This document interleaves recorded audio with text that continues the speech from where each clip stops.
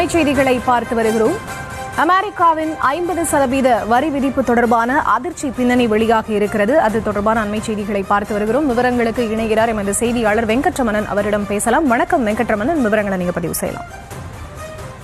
India மீது America விதித்த 50% இறக்குமதி என்பது அமல்படுத்தப்பட்டிருக்கும் நிலையில பல்வேறு துறைகள் ஏற்கனவே கடுமையாக பாதிக்கப்பட்டிருக்கக்கூடிய நிலையில இதற்கான பின்னணி காரணம் போது வெளியாகிறது. அமெரிக்க அதிபர் டொனால்டு டிரம்புடைய தனிப்பட்ட ஈகோவே இந்தியா மீதான 50% வரி விதிப்பிற்கு காரணம் என அமெரிக்கா முதலீட்டு வங்கியான ஜெஃபர்ஸ் அதிர்ச்சியான அறிக்கையை வெளியிட்டிருக்கிறது.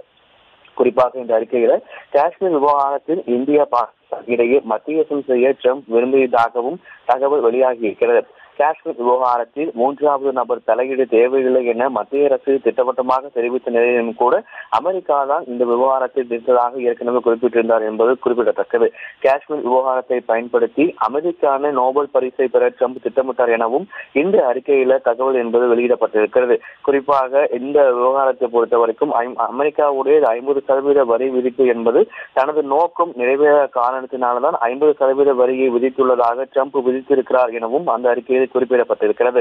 இந்தியாவில் பால் பொருட்கள் இறக்குமதியை அதிகரிக்கவும் ட்ரம்ப் வலியுறுத்தியதாகவும் அதனை மத்திய அரசு ஏற்க மறுத்துவிட்டதாகவும் அந்த அறிக்கையில் தகவல் என்பது வெளியாகி இருக்கிறது.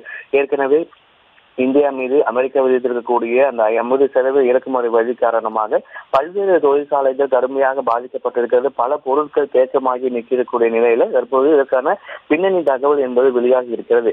இந்த விவகாரம் தொடர்பாக பேச்சுவார்த்தை மூலம் நிச்சயம் தீர்வு காணப்படும் என மத்திய அரசு தெரிவித்திருக்கக்கூடிய நிலையில தற்பொழுது இந்த அமெரிக்காவுடைய 50% இறக்குமதி வரி என்பது அதற்கான பின்னணி காரணம் என்பது அமெரிக்காவுடைய முதலீட்டு வங்கியான ஜெஃபர்ஸ் என்பது ஒரு அதிர்ச்சியான அறிக்கை என்பது வெளியாகி இருக்கிறது. இந்த விவகாரத்தை அடுத்த கட்டமாக இந்தியா எப்படி முன்னெடுக்கும் என்கின்ற ஒரு கேள்வியும் எழுந்திருக்கிறது. விவரங்களுக்கு நன்றி வெங்கட்ரமணன்.